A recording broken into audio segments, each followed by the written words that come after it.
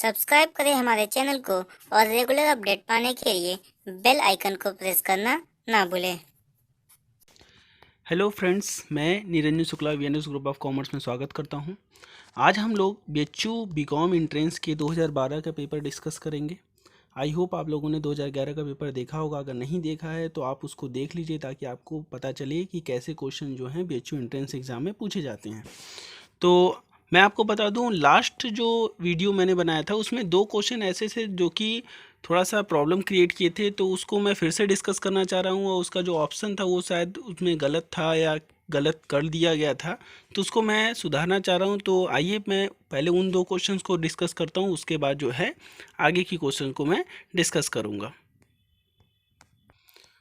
पहला क्वेश्चन था हमारा 118वां क्वेश्चन था ये 2011 का पेपर का।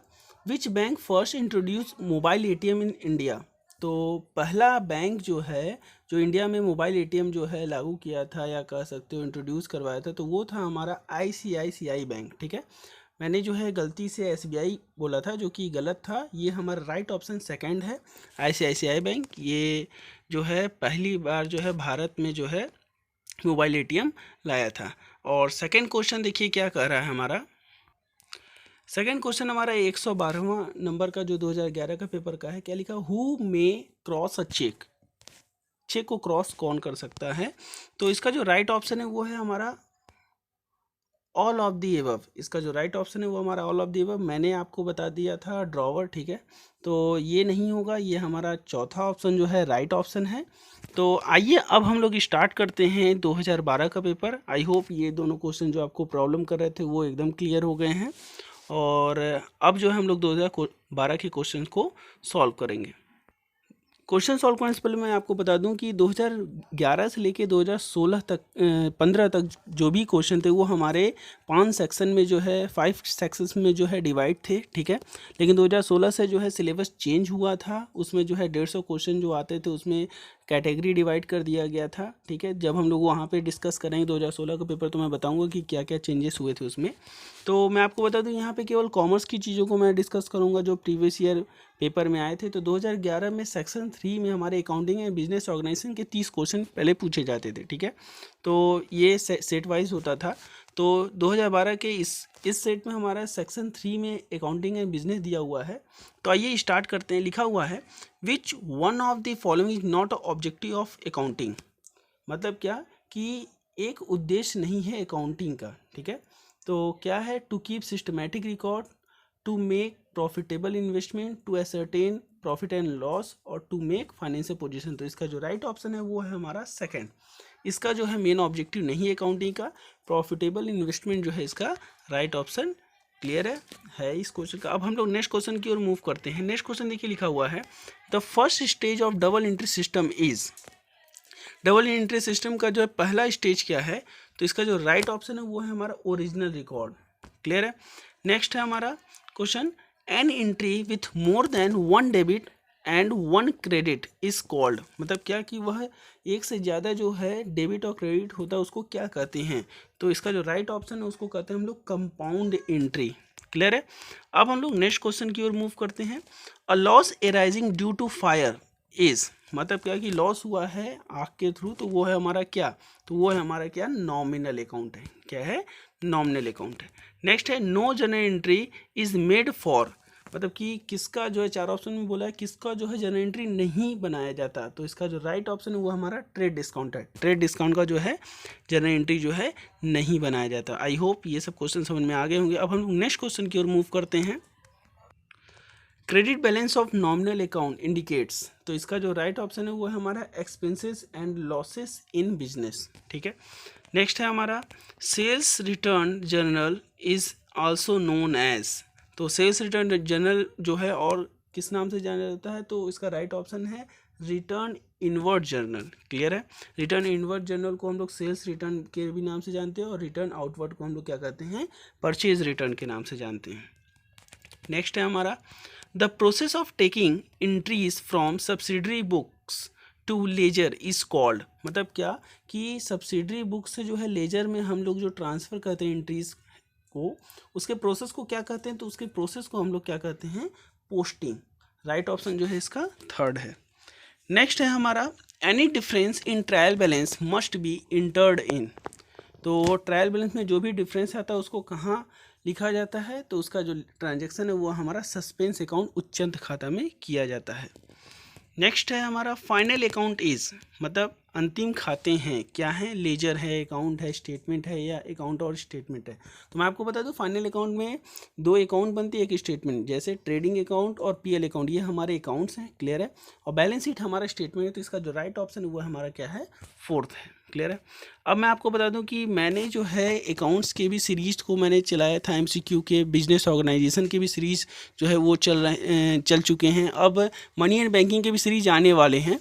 तो अगर आपको अकाउंट से रिलेटेड कोई भी परेशानी है तो मेरा पिछला वीडियो जो है आप देख लीजिए, 7 वीडियोस जो है मैंने कंप्लीट किए हैं, तो वो काफ़ी हेल्प करेंगे आपको प्रिपरेशन करने के लिए एंट्रेंस एग्जाम, चाहे वो बीकॉम हो चाहे वो एमकॉम हो, ठीक है। नेक्स्ट क्वेश्चन है हमारा, the excess of debit is trading account is called, मतलब क्या कि डेबिट जो है हमारा ट्रेडिंग अकाउंट का ज़्यादा है तो उसका रिजल्ट क्या होगा। तो इसका जो राइट ऑप्शन है वो है हमारा ग्रॉस लॉस होगा, थर्ड ऑप्शन जो है हमारा राइट ऑप्शन है। फिर है हमारा suspense account is appear in trial balance is shown in, मतलब कि सस्पेंस अकाउंट जो है हमारे ट्रायल बैलेंस में है तो उसको कहाँ दिखाया जाएगा। तो इसका जो राइट ऑप्शन है वो है हमारा बैलेंस शीट में, क्लियर है। चाहे वो डेबिट हो चाहे वो क्रेडिट है, डेबिट में अगर होगा तो वो बैलेंस शीट के असेट साइड में जाएगा, अगर क्रेडिट में होगा तो वो हमारा लायबिलिटी साइड में जाएगा। नेक्स्ट है हमारा the decision regarding investment in fix asset is known as, तो राइट ऑप्शन है हमारा कैपिटल बजटिंग, फर्स्ट ऑप्शन जो है हमारा राइट ऑप्शन है।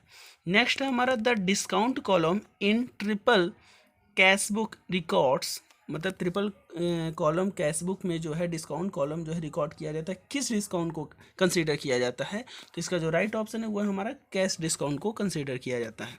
नेक्स्ट है हमारा a company can issue share at a discount subject to the condition that issue must be sanctioned by, clear है। मतलब कि जब हम कोई भी शेयर इशू करते हैं डिस्काउंट पे तो उसका जो कंडीशन होता है वो किससे सैंक्शन करवाना पड़ता है, तो वो जो राइट ऑप्शन है वो हमारा कंपनी लॉ बोर्ड है। नेक्स्ट है हमारा an unfavourable balance means, unfavourable balance का मतलब क्या होता है। तो इसका जो राइट ऑप्शन है वो है हमारा डेबिट बैलेंस इन पासबुक। ध्यान दीजिएगा, पासबुक का जो क्रेडिट बैलेंस होता है वो फेवरेबल बैलेंस होता है और जो डेबिट बैलेंस होता है वो हमारा अनफेवरेबल बैलेंस होता है। तो इसका राइट ऑप्शन फोर्थ है। नेक्स्ट है हमारा when acceptor becomes insolvent the drawer debit, अगर हमारा ड्रावर जो है ड्रावर के बुक में जो डेबिट किया जाएगा, अगर एक्सेप्टेंस मतलब ड्रावी अगर इंसॉल्वेंट होता है, तो इसका कहने का मतलब ये है। तो इसका जो राइट ऑप्शन है वो है हमारा थर्ड, एक्सेप्टर्स अकाउंट को जो है डेबिट किया जाएगा, ठीक है। ड्रावर्स अकाउंट, ड्रावर्स के बुक में जो है एक्सेप्टर अकाउंट जो है डेबिट होगा। नेक्स्ट है हमारा if the payment is made before every due date the debtor is allowed, तो राइट ऑप्शन है हमारा क्या, रीबेट अकाउंट, ठीक है। नेक्स्ट है हमारा in case of manufacturing concern which one of the following is not included in inventories, ठीक है। मैन्युफैक्चरिंग में जो है इन्वेंट्रीज में क्या इंक्लूड नहीं किया जाता है, तो इसका जो राइट ऑप्शन है वो है हमारा गुड्स इन ट्रांजिट, ठीक है। नेक्स्ट है decrease in the value of fix asset is term as, मतलब कि फिक्स असेट की जो वैल्यू डिक्रीज हो रहा है तो वो क्या कहा जाएगा अकाउंटिंग लैंग्वेज में, तो उसको कहा जाएगा डेप्रिशिएशन, क्या कहा जाएगा, डेप्रिशिएशन कहा जाएगा। नेक्स्ट है हमारा a joint stock company is, joint stock company क्या है, तो ये है हमारा एन आर्टिफिशियल लीगल पर्सन, ये क्या है हमारा आर्टिफिशियल लीगल पर्सन है, थर्ड ऑप्शन जो है हमारा राइट ऑप्शन है। नेक्स्ट है in India a partnership form is govern by this act, partnership act जो है इंडिया में कब गवर्न किया, तो वो हमारा पार्टनरशिप एक्ट 1932 को रखा गया, फोर्थ ऑप्शन जो है राइट ऑप्शन है। Which business organisation is easy to start, मतलब कि कौन सा बिजनेस ऑर्गेनाइजेशन है जिसको कि हम बहुत इजी तरीके से स्टार्ट कर सकते हैं, तो उसका जो आंसर है हमारा फर्स्ट है सोल ट्रेडिंग जो है वो हमारा आसानी से स्टार्ट हो सकता है, फर्स्ट ऑप्शन जो है राइट ऑप्शन है। फिर है हमारा देखिए इक्विटी शेयर होल्डर आर, हमारे इक्विटी शेयर होल्डर्स जो हैं होते हैं क्या, कस्टमर ऑफ अ कंपनी, चार ऑप्शन दिया है तो इसका तो सामने ही दिख रहा है। सेकंड जो है ओनर ऑफ द कंपनी जो है राइट है, इक्विटी शेयर जो है कंपनी के ओनर माने जाते हैं। नेक्स्ट हमारा which one of the following is not a characteristics of a company, company की कैरेक्टरिस्टिक, कंपनी की विशेषता में नहीं आता है। तो इसका जो राइट ऑप्शन है वो हमारा अनलिमिटेड लायबिलिटी। कंपनी में हमेशा लिमिटेड लायबिलिटी होता है, क्लियर है। अनलिमिटेड लायबिलिटी हमारे पार्टनरशिप और सोल प्रोप्राइटरशिप में होता है, ठीक है। नेक्स्ट हमारा reduction of share capital requires the permission of, clear है। तो मैं आपको इसके बारे में बताना चाहूँगा कि जब हम शेयर कैपिटल को रिक्वायर करते हैं, कम करते हैं, तो उसका परमिशन जो है हमारा सेंट्रल बैंक, सेंट्रल गवर्नमेंट तो होगा नहीं, ये गलत है, ठीक है। सेबी भी नहीं होगा, कंपनी रजिस्ट्रार भी नहीं होगा, ठीक है। तो इसका जो हमारा परमिशन है वो नेशनल कंपनी लॉ ट्रिब्यूनल के थ्रू दिया जाता है। तो मतलब सेकंड ऑप्शन पे जाएंगे, कोर्ट जो है हमारा राइट ऑप्शन है। नेक्स्ट है हमारा for providing depreciation on lease hold property the appropriate method of depreciation is. अगर हम लोग डेप्रिसिएशन जो है लीज होल्ड प्रॉपर्टी पे लगाते हैं तो डेप्रिसिएशन के कौन मेथड जो है बेस्ट है, तो इसका जो राइट ऑप्शन है वो है हमारा सेकंड, रीवैल्यूएशन मेथड जो है राइट ऑप्शन है। नेक्स्ट हमारा the value of goodwill of the business will be the highest if the majority of the customers of the firm are of the nature of, मतलब क्या कि अगर goodwill जो है बिजनेस का हाईएस्ट है और जो मैक्सिमम जो है कस्टमर मेजॉरिटी उसी को देते हैं, तो कौन सा नेचर का ये गुडविल माना जाएगा। तो इसका जो राइट ऑप्शन है वो हमारा कैट है, फर्स्ट ऑप्शन जो है राइट ऑप्शन है। नेक्स्ट हमारा total amount of liability side include the following, ठीक है। हमारे total amount of liability side जो इंक्लूड किया जाता है हमारे पेड अप कैपिटल में, क्लियर है। नेक्स्ट है हमारा in case of liquidation of a company any amount payable under employees provident fund will be, उसको क्या कहा जाएगा, उसको प्रेफरेंशियल क्रेडिटर के नाम से जाना जाएगा। थर्ड ऑप्शन जो हमारा राइट ऑप्शन है। अब हमारा सेक्शन 4 में economics and money in banking के बारे में डिस्कस किया जाएगा। तो आइए स्टार्ट करते हैं। हमारा 91 क्वेश्चन है हमारा, विच of the following is the primary function of money. तो हमारा प्राइमरी फंक्शन जो प्राथमिक कार्य है मुद्रा के वो कौन है, तो राइट ऑप्शन है हमारा मीडियम ऑफ एक्सचेंज, थर्ड जो हमारा राइट ऑप्शन। नेक्स्ट हमारा bad money derives out good money who has said it, मतलब क्या कि बुरी मुद्रा अच्छी मुद्रा को चलन से बाहर कर देती है। तो इसका जो राइट ऑप्शन है वो है हमारा सर थॉमस ग्रेसम, पहला जो है राइट ऑप्शन है। नेक्स्ट है हमारा, देखिए लिखा हुआ है paper money is a good example of, तो पेपर मनी का जो सबसे अच्छा एग्जाम्पल वो है हमारा रिप्रेजेंटेटिव पेपर मनी, क्लियर है। सेकंड ऑप्शन जो है राइट, जिसको हिंदी में प्रतिनिधि पत्र मुद्रा के भी नाम से जाना जाता है।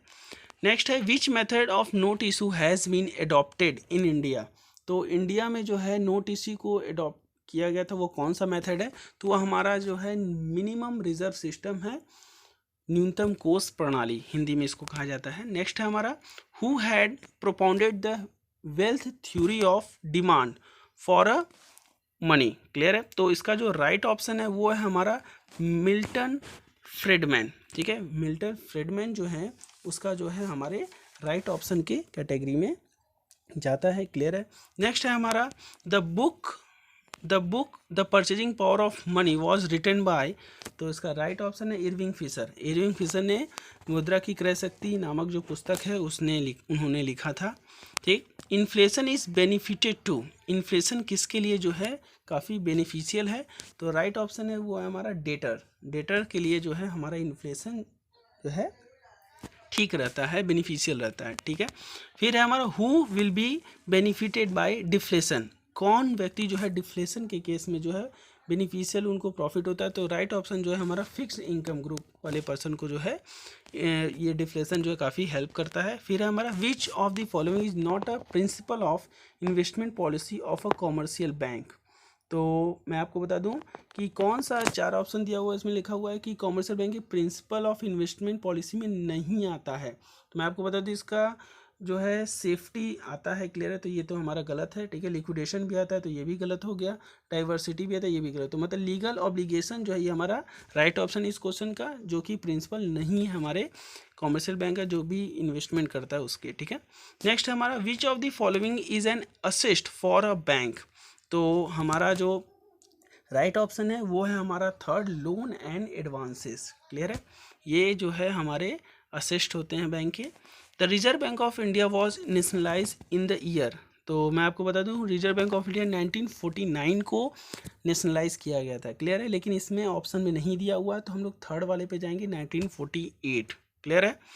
नेक्स्ट है हमारा the theory of comparative cost was first propounded bye, comparative cost की जो थ्योरी है सबसे पहले किसने दिया था, तो वो हमारे डेविड रिकार्डो ने दिए थे, ठीक है। फिर है हमारा the scarcity definition of economic is associated with, तो इसका जो राइट ऑप्शन है हमारा स्कैरसिटी कंसेप्ट किसने दिया था इकोनॉमिक्स में, तो वो हमारा एल रॉबिन्स ने दिया था, ठीक। नेक्स्ट है the term micro economics and macro economics were coin by, मतलब माइक्रो इकोनॉमिक्स और मैक्रो इकोनॉमिक्स किसने दिया था टर्म, चार ऑप्शन दिया हुआ है, रेगनर फ्रिंच हैं, फिर उसके बाद आपके डॉब हैं, फिर कॉनेल है, फिर उसके बाद क्या है कैम्बेल है, तो इसके जो राइट आंसर है वो है हमारा रेगनर फ्रिंच है, क्लियर है।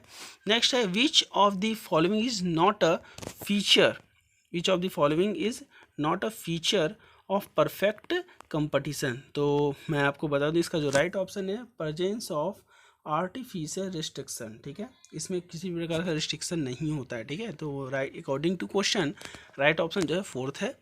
नेक्स्ट है हमारा who is the author of book in title scope and method of political economy, clear है, तो इसको मैं आपको बता दूं इसका जो राइट ऑप्शन है वो है हमारा कीन्स, क्या है जेएन कीन्स जो है इसके राइट ऑप्शन है, ठीक है।